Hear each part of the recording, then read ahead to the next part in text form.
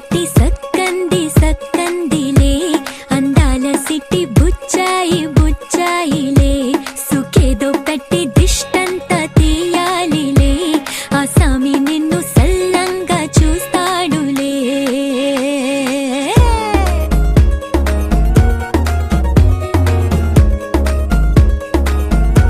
ఈ పెళ్లి పిల్ల సిక్కంతా చూడాలిలే అడుగులోన అడుగేసుకెళ్తుందిలే కాటుక కళ్ళు మెరిసాయి మెరిసాయిలే ఇకపై తన ఒళ్ళు ఒదిగొండిపోతుందిలే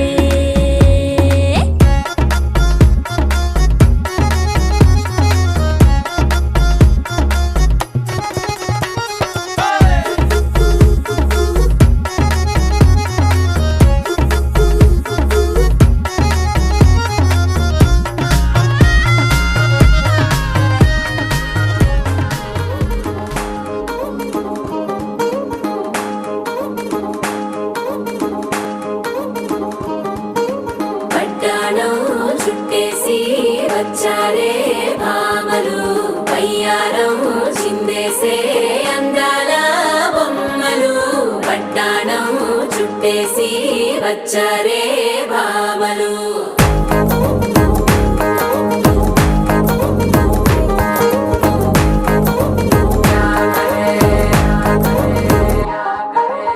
అరికిడిలో పడుచును చూస్తే మందిరంతా జాతరే అయ్యో రామ క్యా కరే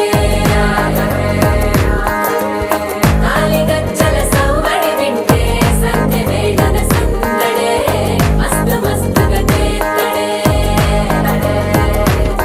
డోర సిక్కులన్నీ కుక్క మీద ఇల్ల పిల్లి ముక్కలేస్తూ పాడుతుంటే అల్లా వేల రంగులొచ్చి వాలినట్టుగా గిలి అంతా పండగలా మెరిసిందిలా పట్టాణం చుట్టేసి వచ్చారే భామలు వయ్యారం చిందేసే అందాల బొమ్మలు పట్టాణం చుట్టేసి వచ్చారే భామలు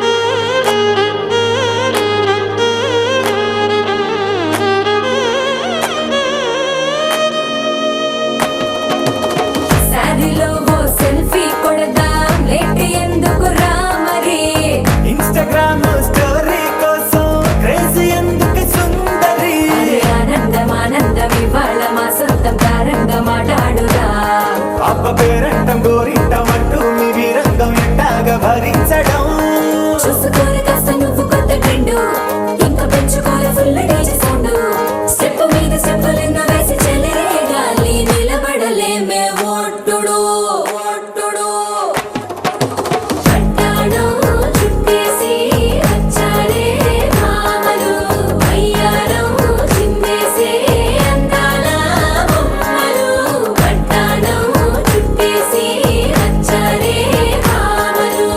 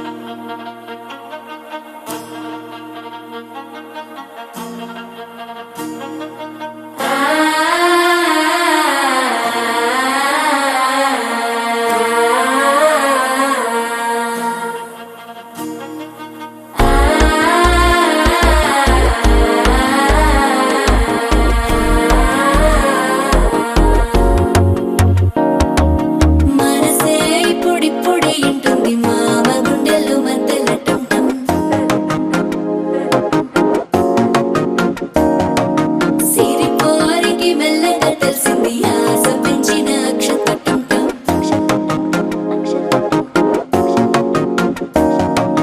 పొదసాటున సిగ్గుల సప్పుడు పొడి చేయగానే పొద్దుల గిచ్చుడు వేడి పంచే కోకంచే అల్లుకుంటే అల్లుడు తగ్గడు మాల టంటం మంతరం టంటం మౌన వీణల మంగళం టంటం డోలు టంటం ఢోలకు టంటం డోలలు విన వేడుక టంటం మాల టంటం మంతరం టంటం మౌన వీణల మంగళం టంటం డోలు టంటం ఢోలకు టంటం డోలలు విన వేడుక టంటం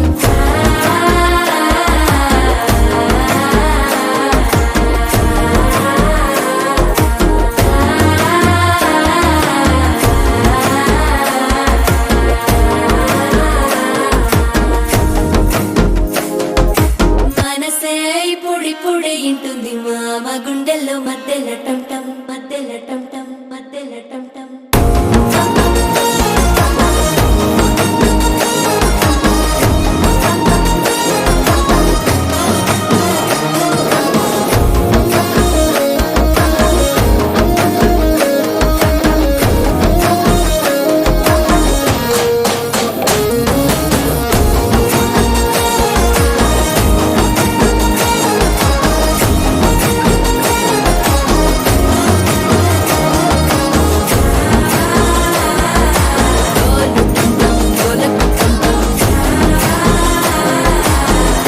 లూపిన వేడుక టంటం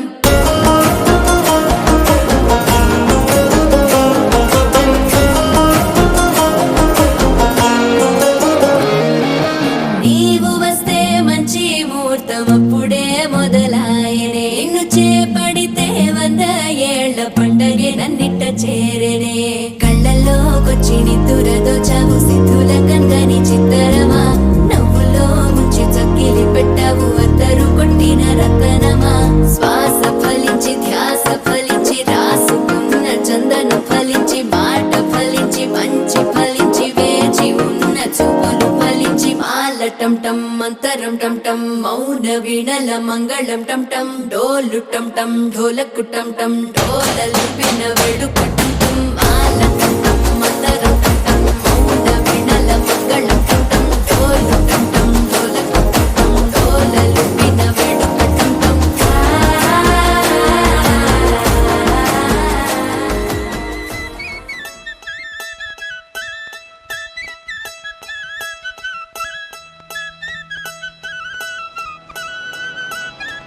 చిన్నమ్మ చిలకమ్మ చూడు చూడు చూడు సీతమ్మ బుజ్జమ్మ ఆడు ఆడు ఆడు చిన్నమ్మ చిలకమ్మ చూడు చూడు చూడు సీతమ్మ బుజ్జమ్మ ఆడు ఆడు ఆడు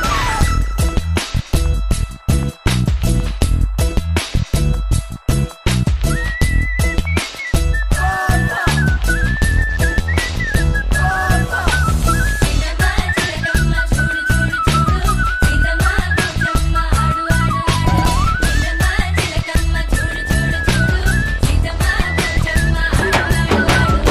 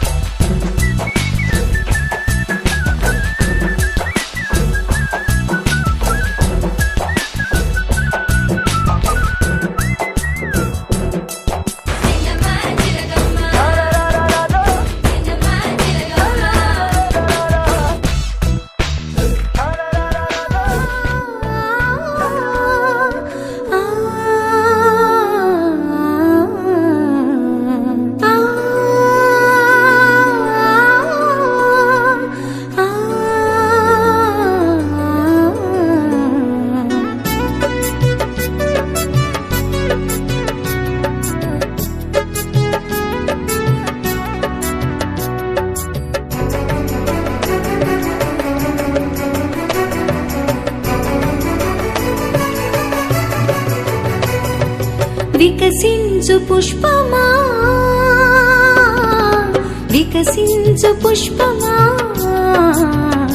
యేసు పాదాల చెంతని వికసించుమా తండ్రి పాదాల చెంతని ప్రార్థించుమా వికసించు పుష్పమా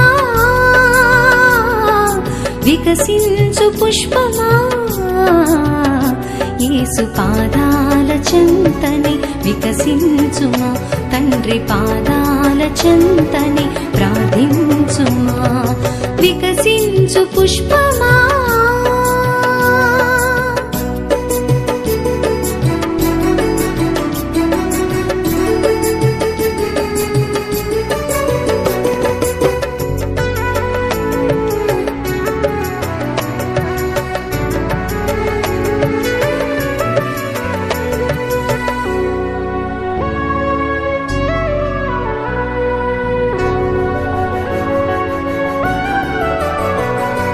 నీ ప్రాణ ప్రియుడు సుందరుడు నీ ప్రాణ ప్రియుడు అతి సుందరుడు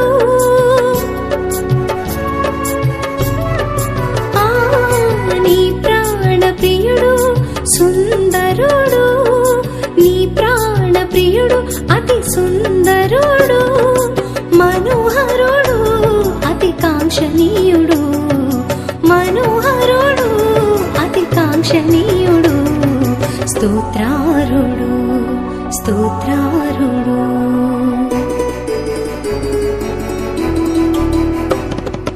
వికసించు పుష్పమా వికసించు పుష్పమా యేసు పాదాల చెంతని వికసించుమా తండ్రి పాదాల చెంతని ప్రార్థించుమా వికసించు పుష్పమా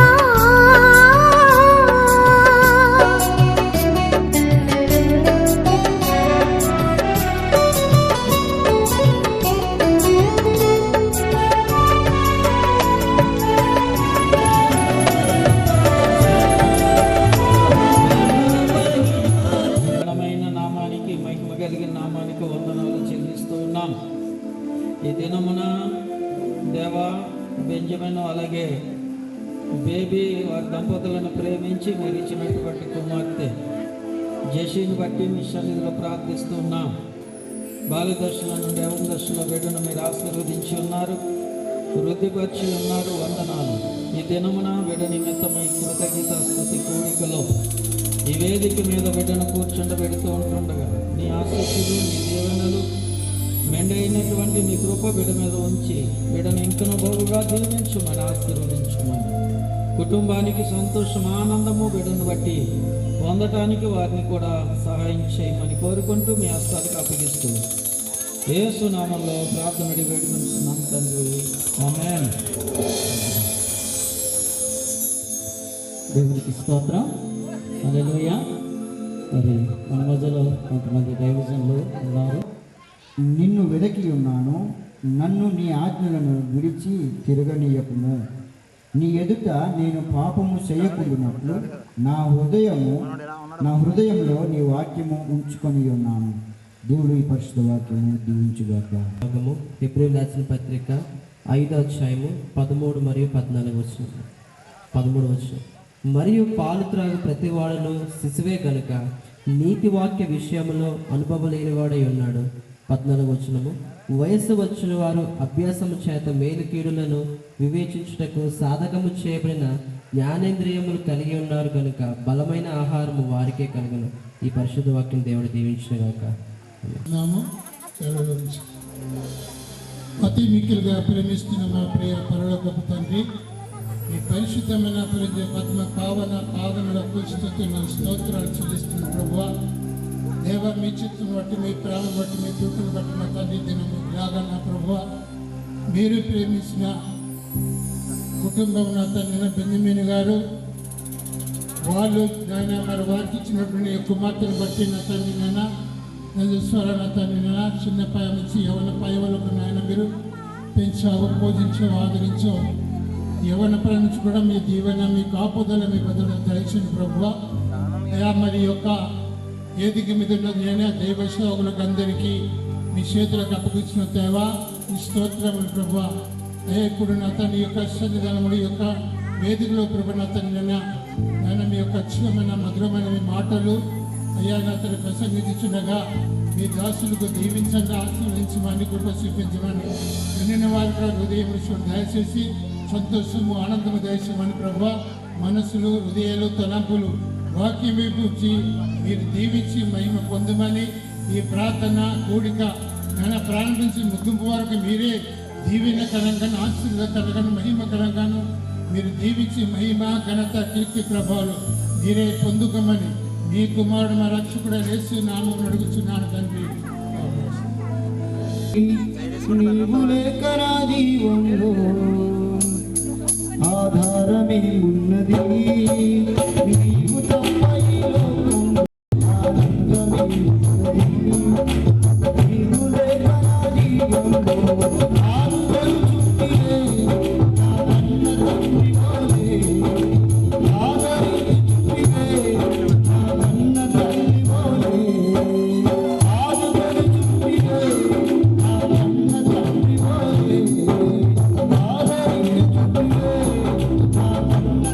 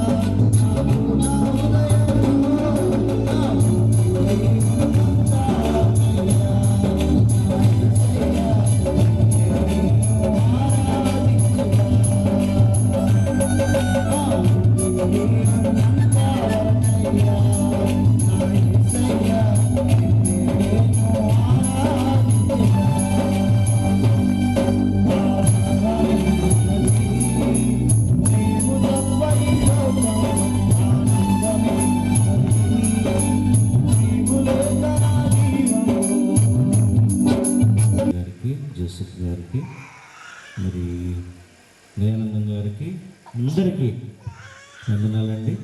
అలాగే కింద ఉన్నటువంటి సేవకురాలకి, మరి అలాగే సేవకులు, మరి వేదిక సరిపోలేదండి, ఏమనుకోకండి దయచేసి. మనం అందరం ఒక్కటే, ఎవరు ఎక్కువేమీ ఇక్కడ కాదు. దేవునికి మహిమ కలుగును గాక. అలాగే ప్రత్యేకమైన వందనాలు మరి ఒక బెంజమిన్ కుటుంబానికి కూడా తెలియజేస్తున్నాను. ఒక మాట చెప్పి నేను ముగించాలనుకుంటున్నాను. దేవునికి స్తోత్రం కలుగును గాక. హల్లెలూయా. దేవుడు ఈ దినం మనకి చక్కని వాతావరణం ఇచ్చాడు. ఇదే చెప్పుకోవాలి మనం గొప్పగా. ఆమేన్. దేవుని బిడ్డలారా, మరి అయితే వాక్యంలో ఒక మాట చూసుకొని ముగిస్తాను. 5 అభిషక్తులు ఉన్నారు మన మధ్యలో వాక్యం చెప్పడానికి. దేవునికి స్తోత్రం కలుగును గాక. 65 కీర్తన గ్రంథములో 11వ వచనము ఒక మాట.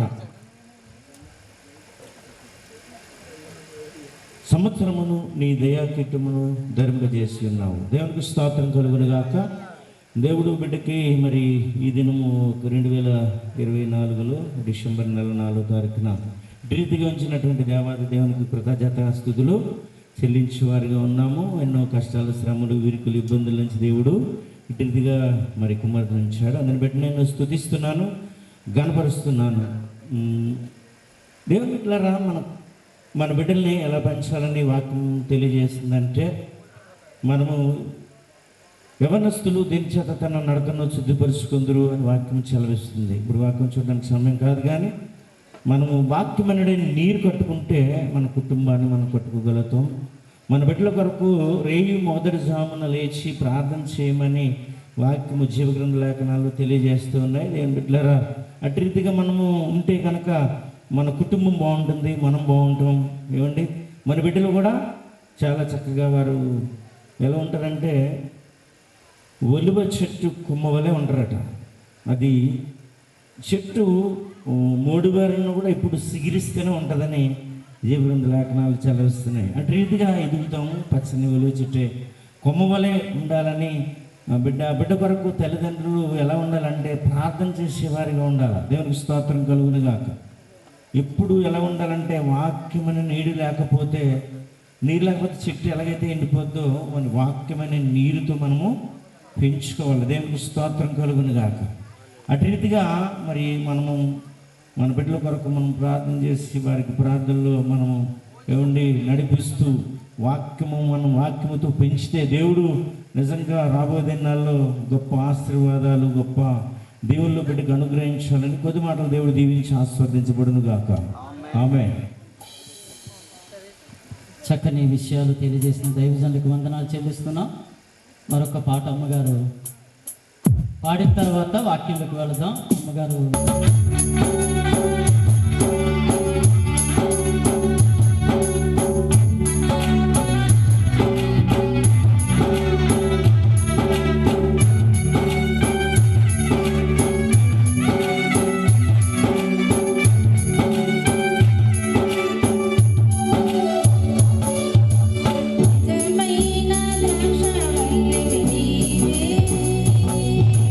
నిత్యమైన సంతోషము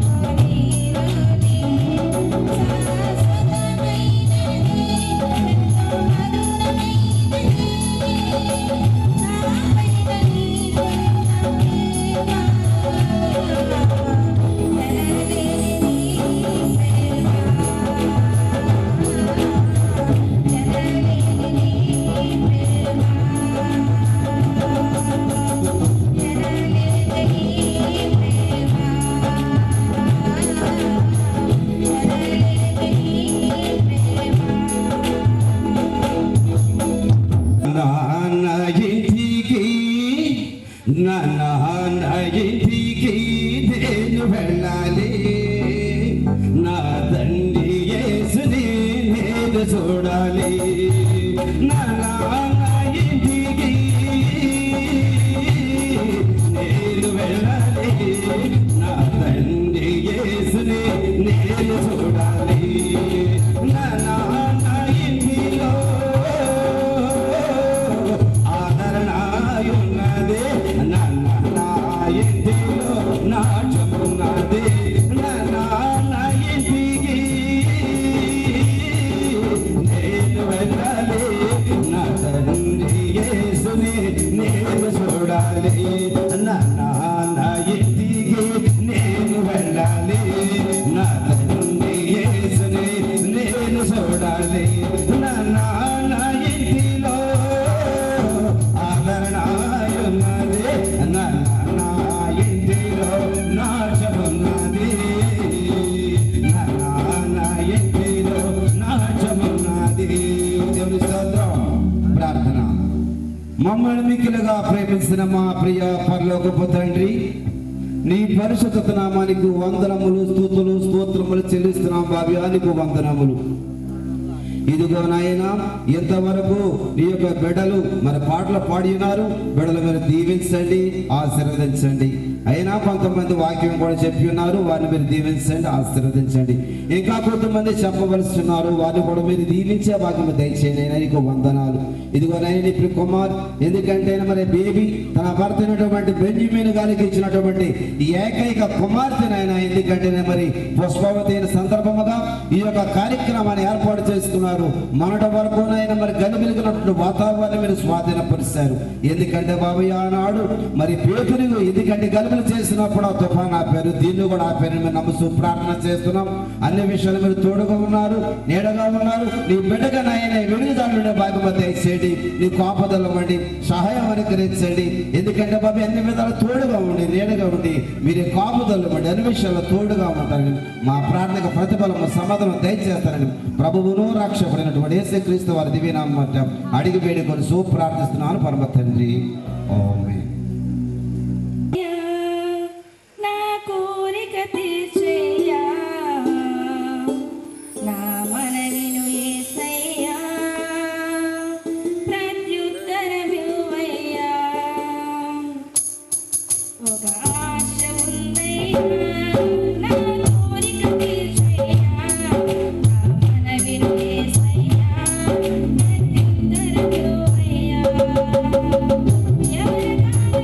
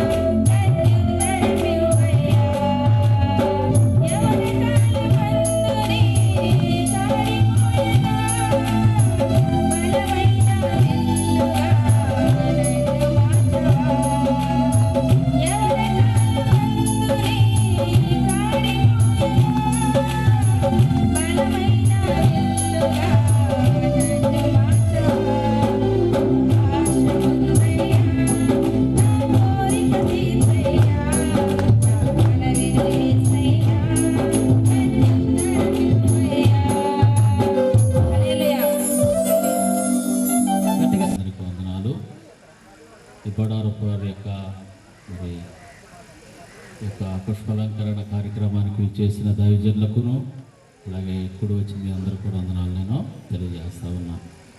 ప్రియమైన దేవుని బిడ్డలారా, మరి చాలామంది దైవజనులారా చాలా విషయాలు మాట్లాడతారు మనతో, మరి మాట్లాడి ఉండొచ్చు, కొద్దిగా ఆలస్యమైంది మేము రావటం. ఏది ఏమైనా మరి పరిశుద్ధ గ్రంథంలో యవనస్తుల గురించి మరి ఇలాంటి కార్యక్రమంలో మాట్లాడే విషయాలు ఏంటంటే ఒకే మాట. మరి 119వ కీర్తనలో దైవ గ్రంథం నుంచి 119వ కీర్తనలో 9వ వచనం చక్కని విషయం, ఒక యవనస్తుల గురించి చక్కగా అక్కడ మాట ఒకటి రాయబడతా ఉంటుంది. నేను బైబిల్ ఏం తీరు కానీ యవనస్తులు దేని చేత తమ నడతలను శుద్ధి చేసుకుంటారంటే వాక్యము చేతనే కదా. ఈ మాట మనకి చాలా ఉపయోగపడుద్ది. మరి బాల్య దశ నుంచి ఎవరి దశలో అడుగుపెట్టినా మరి ప్రియ బిడ్డకి నేను వందనాలు తెలియజేస్తూ, ఆ బిడ్డ భవిష్యత్తులో చాలా సవాళ్ళను ఎదుర్కోవాలి. భవిష్యత్తు అంటే యవన దశ అంటే చాలా కఠినమైనది, బలమైనది కూడా. అది ఒక ఆయన అంటాడు, ఒక ఇనుము లాంటిది అంటాడు. అది ఇనుము ఇరగదు, ఇరిగితే కొంచెం మళ్ళీ అది వెల్డింగ్ చేస్తూ చాలా ఇది అనమాట. మనసు ఇరిగినా ఇరగటం చాలా కష్టం, కానీ ఇనుము ఇరిగితే అతకొచ్చినట్టుగా మనసు ఇరిగితే అతకదంట. యవన జీవితం పవిత్రమైనది. యవన కాలంలో మరి ప్రభు కొరకు వాడబడితే అది గొప్పగా మరి దేవుడు వాడుకోవడానికి ఇష్టపడతాడు. చూడండి, ఆ కీర్తనలో చాలా విపులంగా చక్కగా రాస్తున్నాడు ఆ మాట. ఒకసారి చూద్దాం. మరి అది యవనస్తులు దేని చేత లోకంలో ఉన్న ఆశలు, లోకంలో ఉన్న కోరికలు, లోకంలో ఉన్న పద్ధతులు, లోకంలో ఉన్న విషయాలన్నీ కూడా ఒక యవనస్తుని సరైన మార్గంలో పెట్టవు. యవనస్తులు దేని చేత తమ నడతలంటే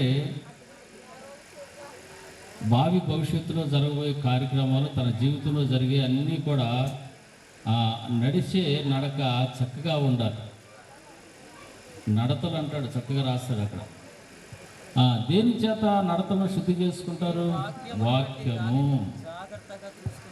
చాలా వాక్యము చేతనే నడత శుద్ధి అవుతుంది. కానీ మన లోకంలో విషయాలు, లేకపోతే లోకంలో పద్ధతులు, లోకంలో అలంకరణలు, లోకంలో ఏది కూడా ఒక యవనస్తుని శుద్ధిలోకి నడిపించదు. వాక్యం యొక్క ఉద్దేశం అది. నిజంగా భావి తరములో, భావి భవిష్యత్తులో ఎదగలసిన ఆ బిడ్డలు లేకపోతే కుమార్తె తన జీవితాన్ని వాక్యం చేత కట్టుకోవాలి. ఎలా వాక్యం చేత కట్టుకోగలదు? ఎలాగ వాక్యం చేత కట్టుకోగలదు? బైబిల్లో యవనస్తులు మనకు కనపడతారు. ఒక యోసేపుని మనం చూడవచ్చు. యాకోబుకి ఇచ్చిన 12 మంది కుమారులతో పాటు ఒక కుమార్తె కూడా మనకు కనపడద్ది. ఆవిడ పేరు డేనా. తన జీవితాన్ని ఎంత పాడు చేసుకుందో చూడండి. తన జీవితంలో ఒక పవిత్రమైన వంశంలో పుట్టింది. యాకోబు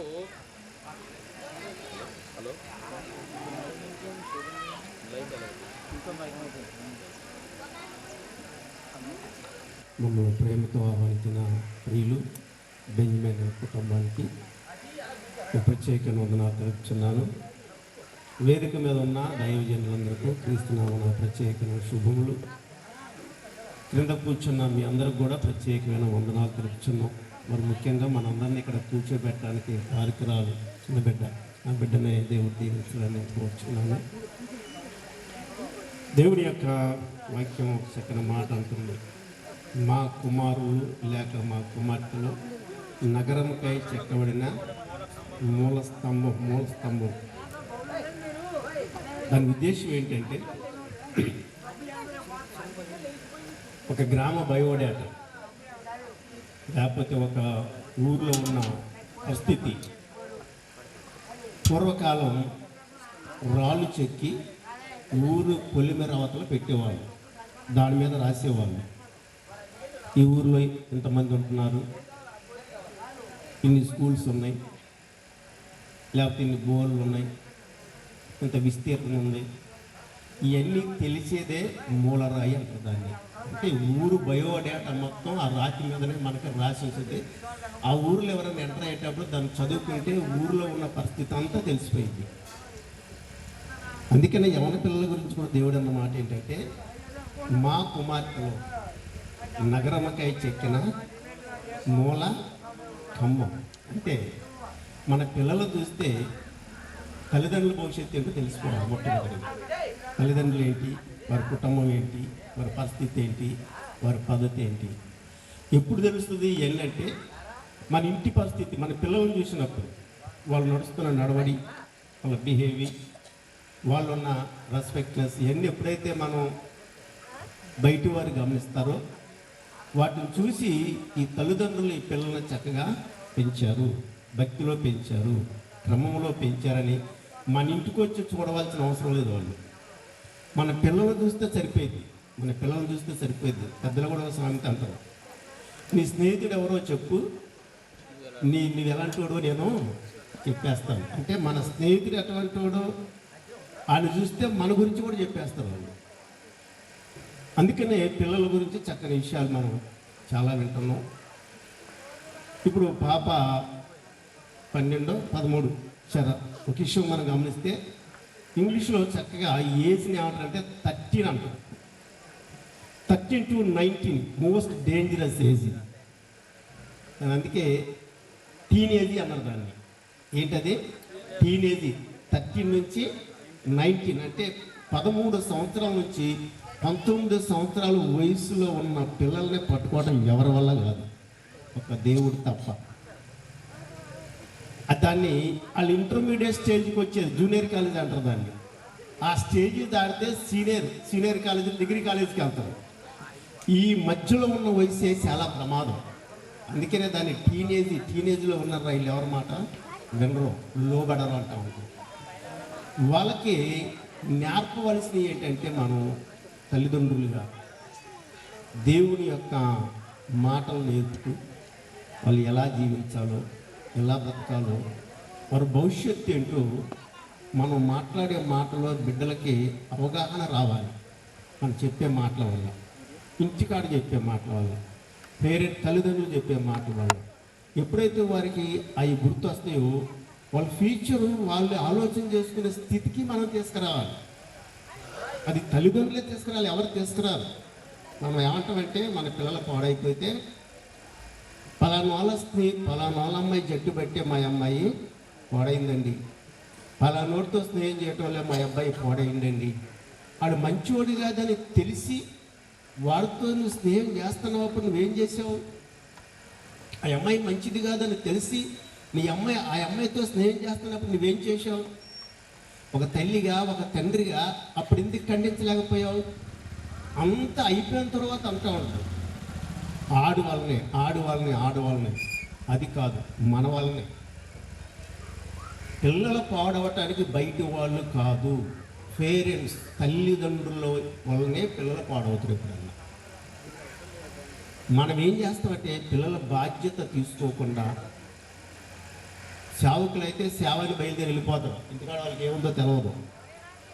పనిచేసేవాడు పనికి వెళ్ళిపోతాడు, డ్యూటీ చేసే డ్యూటీకి మోర్ దెన్ ఎవరి పనికి వాళ్ళు వెళ్ళిపోతారో అసలు విషయాలు పట్టించుకోవటం మానేస్తారు. అక్కడే మన పిల్లలు పాడైపోతున్నారు. అందుకే కీర్తనకారుడు చక్కని కీర్తన రాశాడు. తన పాట స్టార్టింగ్లో ఏమంటే, దుష్టుని ఆలోచన చొప్పున నడవక, పాపుల మార్గంలో నిలవక, ఉపవాసకులు కూర్చున్న చోట. ఈ కీర్తనకారుడు అయిన దావీదు గారు పాటలు చాలా రాశారు. ఈ స్టార్టింగ్లో ఈ పాట పెట్టారు. కారణం ఏంటంటే ఆయన కుటుంబమే పాడైపోయింది. అభిషేకం ఏంటి, అమ్నోన్ ఏంటి, తామారేంటి, కుటుంబ విషయంలో దావీదు ఫెయిల్యూర్ అయిపోయాడు. మంచి రాజే, కానీ ఆ కుటుంబం కొట్టుకోవటానికి, చావటానికి, భయంకరమైన పరిస్థితులకు దిగజట్టగల కారణం ఏంటంటే దావీదు ప్రజలను పట్టించుకున్నాడు, దేవునికి మంచివాడే. బట్ అటే టైంలో కుటుంబాన్ని నిర్లక్ష్యం చేశాడు. మనం చేస్తున్నది అదే.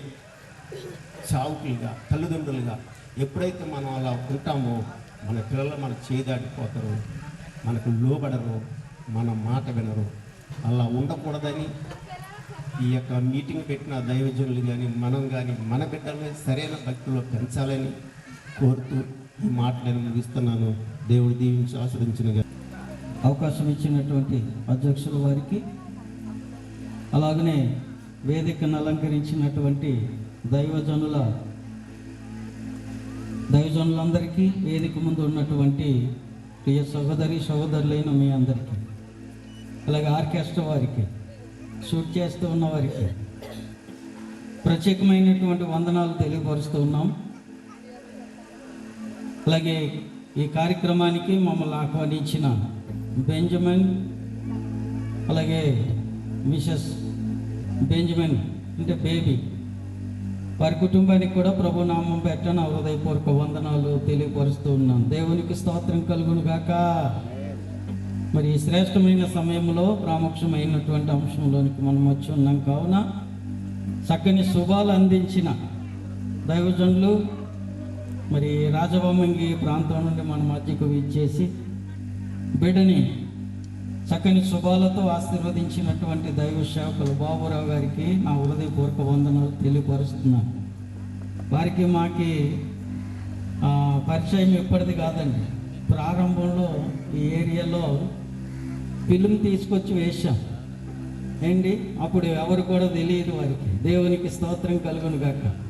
కరుణామయుడు, దయామయుడు, రాజాతిరాజు అనే ఫిల్మ్స్ తీసుకొచ్చి ప్రాంతంలో మరి వారి యొక్క సహకారంతో ప్రజలందరికీ కూడా చూపించడానికి ముఖ్య దైవజనులు వారు. దేవునికి స్తోత్రం కలుగును గాక. హల్లెలూయా.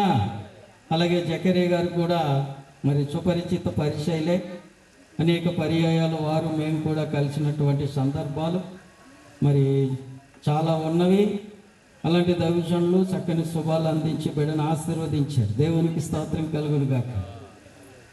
మరి శ్రేష్టమైన సమయంలో వారు ఇచ్చిన శుభాలను బట్టి ఒక మంచి మాట దేవుని బిడ్డలారా మనం చదువుకుందాం.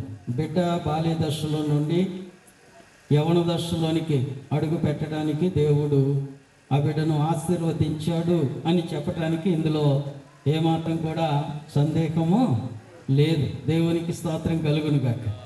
ఎందుకంటే ఆశీర్వాదం అనేది ఆయన దగ్గర నుండే వస్తూ ఉంటుంది మన జీవితంలో. మనం మన ఆయుష్కాల దినాలన్నీ కూడా మంచిగా మనం గడపాలన్నా, మనం మంచిగా ముందుకు వెళ్ళాలన్నా, భవిష్యత్తులో మనం ఆశీర్వదించబడాలన్నా అంతా ఆయన పని. దేవునికి స్తోత్రం కలుగును గాక. అలాగా మరి బాల్యదశలో ఉన్నటువంటి బెంజమిన్ బేబీ దంపతులకు ఇచ్చినటువంటి కుమార్తె జెస్సీ ఈరోజు ఈ ప్రత్యేకమైనటువంటి స్థలంలో కూర్చుండబెట్టడానికి, అలాగే ఆ బిడ్డను బట్టి ఈ దినాన మనమందరం కూడా ఈ స్థలాన్ని చేరి ప్రభువును స్తుతించడానికి ముఖ్య కారణం ప్రభువే. దేవునికి స్తోత్రం కలుగును గాక. హల్లెలూయా. మరి వాక్యం చెప్తా ఉంది, యెహెజ్కేలు గ్రంథంలో ప్రవక్త రాస్తా ఉన్నాడు. యెహెజ్కేలు గ్రంథం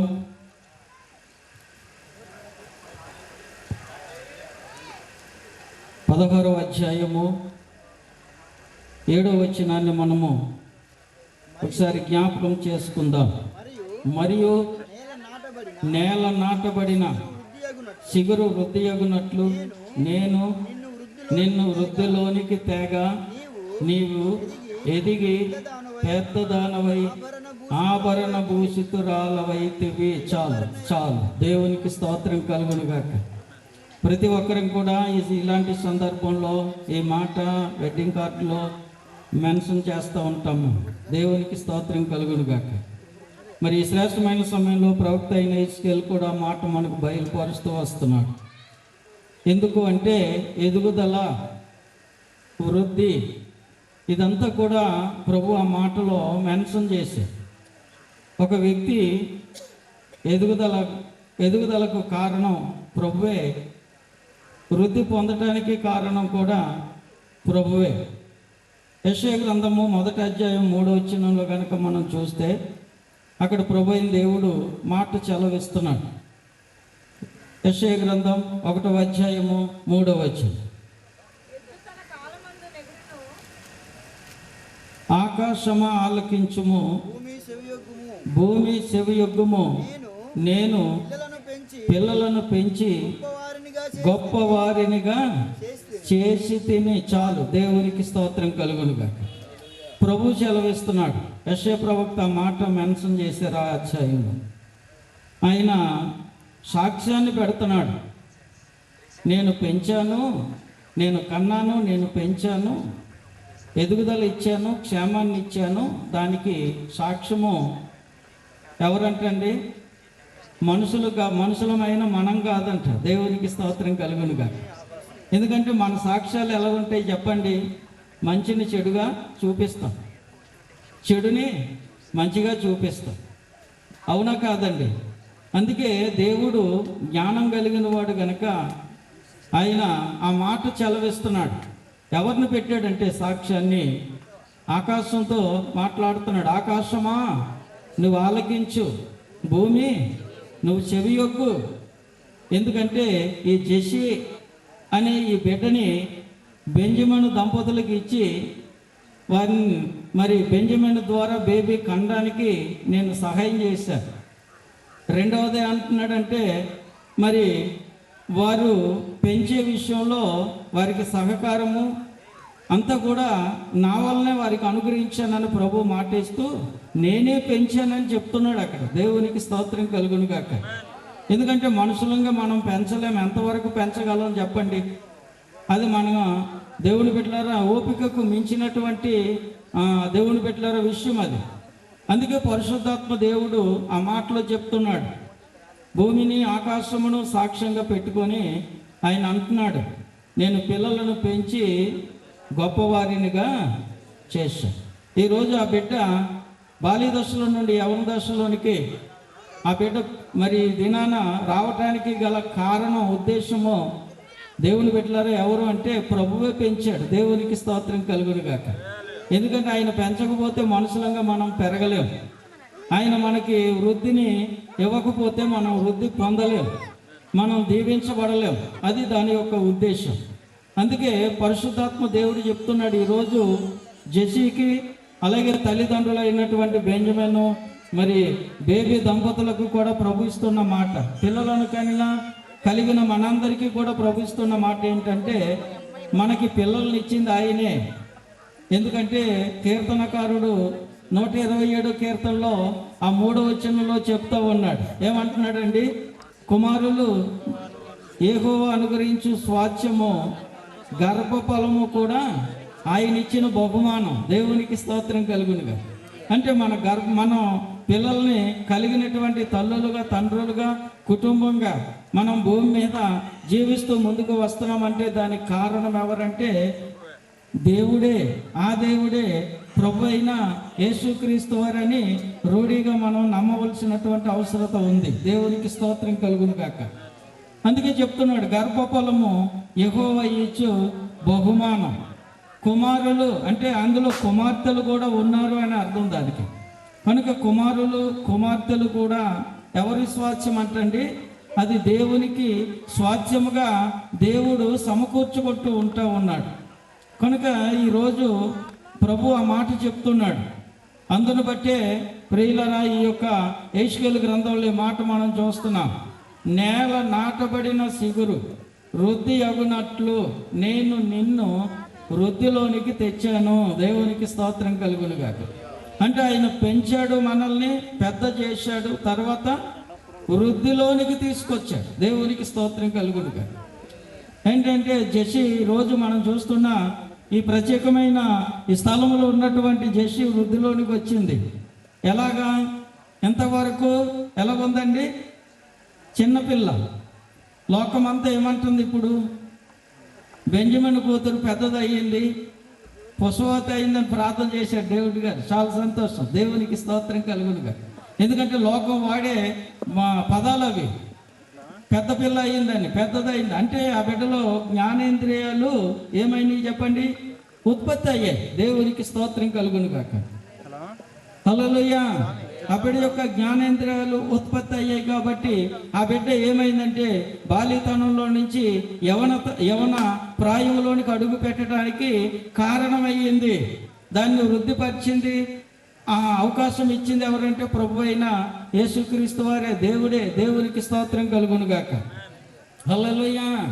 ఎంతకాలం ఆ బిడ్డ ఎక్కడ ఆడుకుంటే అక్కడ చూసి చూడనట్టు తల్లిగా తండ్రిగా ఏంటి ఉండొచ్చు. అవునా కాదా చెప్పండి? స్నేహితులతో ఎక్కడికైనా బయటికి వెళ్ళి తిరుగుతూ ఉన్నా, చేస్తూ ఉన్నా, చూస్తూ చూడనట్టు ఉండొచ్చు. ఇక నుంచి వాళ్ళు కొంత జాగ్రత్త పడవలసినటువంటి అవసరత తల్లిగా తండ్రిగా వారికి కూడా ఉంది. ఎందుకంటే ఇప్పటి వరకు ఆడుకున్నటువంటి ఆటలు ఇక సాగవు. ఇప్పటి నుండి ఎంతవరకు తిరిగినటువంటి ఆ విధానము ఇప్పుడు ఆ బిడ్డ జీవితంలో చెల్లదు. ఎందుకనండి ఆ బిడ్డ పెద్దదయింది కాబట్టి ఇక్కడి నుంచి దేవుని బిడ్డలాగా ఆ బిడ్డ జీవితంలో మరి ఆ తలంపులు, ఆలోచనలు, నడవడిక విధానం ఇదంతా కూడా వేరవుతూ ఉంటుంది. అందుకబట్టి తల్లిగా తండ్రిగా శ్రద్ధ తీసుకోవాలి. ఇందాక దైవజనులు చెప్పారు, వారు తల్లిగా తండ్రిగా ఆ బిడ్డ విషయంలో జాగ్రత్త కలిగి ఉండాలి అంటే దానికి కావలసినటువంటి మెడిసిన్ ఏంటంటే ఆ మాత్ర టాబ్లెట్ ఏంటి? దేవుని యొక్క వాక్యము, దేవుని యొక్క ప్రార్థన, దేవుని యందు భయభక్తులు, దేవుని యందు మంచిగా నడిపించబడే విధానము తల్లిగా తండ్రిగా ఆ బిడ్డ యవన ప్రాయములో దేవుని బిడ్డల వారు ఆ బిడ్డకి అలాంటి సహకారం అందించి వారిని పెంచాలి. దేవునికి స్తోత్రం కలుగునుగా. ఎందుకంటే జకరియా దైవజనులు గారు చెప్పారు, ఈ 13 నుండి 19 వరకు చాలా డేంజరస్ కలిగినటువంటి ఆ కాలము అని. ఎందుకంటే వారి నిర్ణయాలు అలాగుంటాయి, వారి ఉద్దేశాలు అలా ఉంటాయి, వారి నడిపింపు అలాగుంటుంది. ఎందుకంటే వారు ఎవరి మాట ఇక వినరు. వారే స్వతహా నిర్ణయాలు తీసుకొని అడుగులు ముందుకేసే ప్రాయం ఇది. దేవునికి స్తోత్రం కలుగును గాక. హల్లెలూయా, హల్లెలూయా. కాబట్టి దేవుని బిడ్డలు ఒక దశ నుండి ఒక దశకు వస్తూ ఉన్నప్పుడు వారికి మంచిగా మనం దేవుని బిడ్డల పరిపాలన అందించాలి. తల్లిగా తండ్రిగా పరిపాలన అందించాలి. అలా ఆ పరిపాలన ఏంటంటే దేవుని యొక్క భక్తిలో వారిని పెంచాలి, దేవుని యందు భయం వారికి నేర్పించాలి, దేవుని వాక్యాన్ని వారికి నూరు పోయాలి. దేవుని బిడ్డల పనిలో వారిని పరిపూర్ణంగా నడిపించుకోవటానికి మనం తగిన ప్రోత్సాహం అందించినప్పుడు వారు ఏమవుతారంటే దేవుని బిడ్డలారా వారు పెద్దవారు అయినప్పుడు దాని నుండి తొలగిపోవటానికి అవకాశం ఉండదని సొలొమోను సామెతల గ్రంథంలో రాశాడు. దేవునికి స్తోత్రం కలుగునుగాక. ఎందుకంటే బాలుడు లేక బాలిక నడవలసిన త్రోవను వానికి నేర్పితే వారు ఏమవుతారటండి? పెద్దవారు అయినప్పుడు దాని నుండి తొలగిపోరు. అంటే వారు జాగ్రత్త పడతారు. ఇలాంటి చిన్న చిన్న విషయాల్లో చిన్న వారు తీసుకునే స్వతహాగమైనటువంటి నిర్ణయాలు, స్వతహాగమైనటువంటి ఆలోచనలు, దేవుని బిడ్డలారా స్వతహాగమైనటువంటి పరిచయాలు, స్నేహాలు, వీటన్నిటిలో కూడా వారు ఏమవుతారంటే జాగ్రత్త పడతారు. దేవుని బిడ్డలారు ఎవరితో పడితే వారితో, దేవుని బిడ్డలారు ఎవరు చెప్తే వారి యొక్క నిర్ణయాలకి, దేవుని బిడ్డలారు ఎవరితో పడితే వారితో తిరగటానికి కానీ ఆడుకోవటానికి కానీ వాళ్ళకి ఏమొస్తుందంటే జాగ్రత్త వస్తుంది. దేవునికి స్తోత్రం కలుగును గాక. అది దేవుడు కోరుతూ ఉన్నాడు. మరి దేవుని బిడ్డలారా బెంజమిను బేబమ్మకు నేను చెప్పే మాట ఏంటంటే బిడ్డని అలాగున తన యవన ప్రాయం అంతా కూడా వారు ఆ బిడ్డను తగిన ప్రోత్సాహంతో పెంచాలని ప్రేమపూర్వకంగా సేవకునిగా వారికి నేను తెలియచేస్తున్నాను. దేవునికి స్తోత్రం కలుగును గాక. ఎందుకంటే ఆదికాండం 24వ అధ్యాయములో దేవుని బిడ్డలారా ఒక స్త్రీ గురించి వ్రాయబడింది. ఆ మాట కూడా మనం చదువుదాము 15వ అధ్యాయం 15వ వచనం. 24వ అధ్యాయము 15వ వచనాన్ని మనం చూస్తే అక్కడ దేవుని బిడ్డలారా చక్కగా రాయబడింది. ఆదికాండము 24వ అధ్యాయము 15వ వచనం. అతడు మాటలాడుట సాలింపక ముందే అబ్రహాము సహోదరుడైన నాహోరు భార్యయగు మిల్కా కుమారుడైన బెతీయేలుకు పుట్టిన రెబ్కా కడమ భుజము మీద పెట్టుకొని వచ్చెను. ఆ చిన్నది మిక్కిలి చక్కనిది ఆమె కన్యక. దేవునికి స్తోత్రం కలుగును గాక. ఎందుకంటే వాక్యంలో రాయబడింది ఆ చిన్నది. ఎవరు ఈ చిన్నది? బెతీయేలు కుమారుడైన లాబానుకు పుట్టిన కుమార్తె. ఈరోజు బెంజమిను బేబమ్మకు పుట్టిన కుమార్తె. ఈ ప్రాంతం అంతా కూడా దేవుని బిడ్డలారా చూస్తూ ఉన్నటువంటి ప్రజానికం అందరూ దేవుని బిడ్డలారా ఏమని సంబోధించాలి?